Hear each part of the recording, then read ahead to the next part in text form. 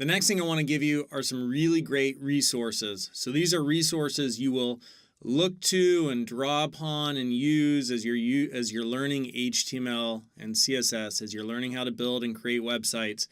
These resources are invaluable.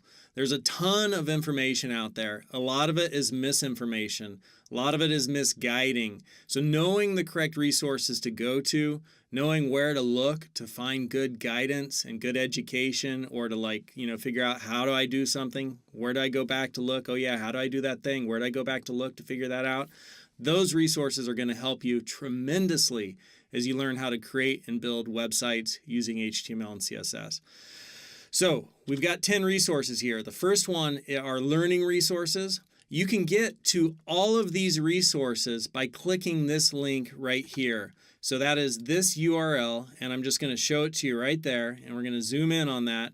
That URL, if you enter that URL into a web browser, it's going to bring you to all of these notes. So this is a layout of all of the lectures, a description of all the lectures, right? It has, some of our internal notes here for which video, which video is that lecture, and then it has a link to the presentation. So right here, we could go back and we could click that presentation, and it brings us to this presentation right there. So that's how you get to all of the resources. This is basically the book of this course, right? That URL right there, that's how you get there. So it's going to bring you to all of the course resources. That's one of the most important ones, is that first one right there, course resources.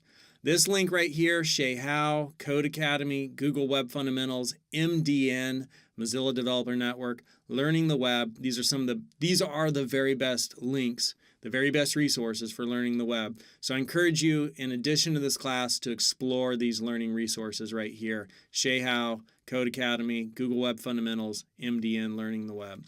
The next one is layout. So we'll go through all of these resources as we learn these different areas. But these are some resources for learning layout.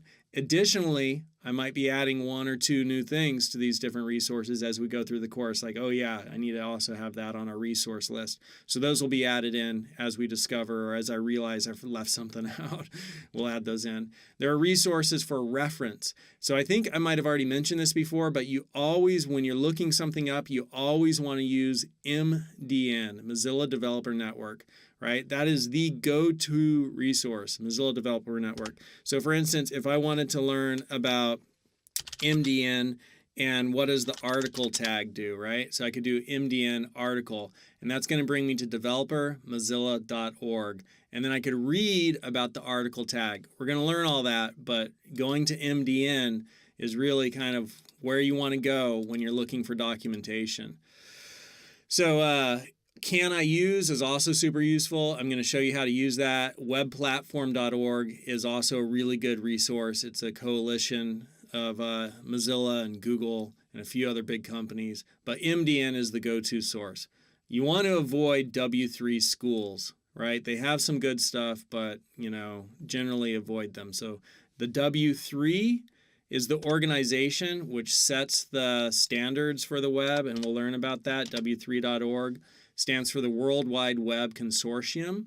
And as you look for stuff, like as I look for CSS selectors, there's this thing, W3 schools. That has nothing to do with the W3, right? There are a couple of guys who chose that name thinking, hey, people will be confused, we'll get traffic, we could sell ads, it's going to be awesome, right? So the W3 is the consortium which helps guide the web. W3 schools, some of their information is off. It could be used, right? It's a good resource, but some of the information is a little bit off. So I'm just flying through this stuff. The main thing you need to take away from this video is here are the resources, and you could consult them later, and also we'll be going into detail about all this stuff later. But here's the list of all the resources. One place you could look to find, hey, where are the reference resources? So those are the main ones used for reference. For CSS selectors, we'll use this stuff. For testing, here are two really great tools for testing your web pages and helping make sure they run well.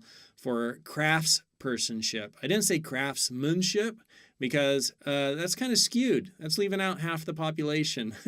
Craftsmanship, craftsman, right? There's also craftswomen. So I said craftspersonship. and just trying to think broad there. And no pun intended. No, so Google Webmaster Guidelines is great for craftspersonship, for learning craftspersonship. Then we have performance. And these are my notes on the critical rendering path. Performance is really shifting the way we build websites to be performant. And we'll learn that as we go through the course. This has some relevant information still. It's like a 100-page document I put together about the critical rendering path. It's just like kind of good to know. It'll be helpful to know it, but I'll teach you about performance in the course. Real favicon generator, we'll use that to get this little icon right up here in the top left and make sure it looks pretty. So we'll see that also in the course. And then what do we have? Tools and staying current. Tools and staying current. Apparently we jumped right from favicon to tools and staying current. So staying current is the web ahead, Rand Fishkin at Moz, and HTML5 Weekly. So HTML5 Weekly just recently changed its name to Front End Focus, but that's still where you find it. So these are links you could click. Like this is a really great website for just listening to podcasts on web programming for different people who are doing things on the web. Super great. So I really recommend that. So here are some resources. I think I left one out when I created my slide deck. Staying current, the web ahead, tools, CodePen, Emmet, Google Font, Auto Prefixer. So I'll add those into the slide deck. But those are the resources. And again, you could find them all here in our course document. And you could get to our course document by clicking this.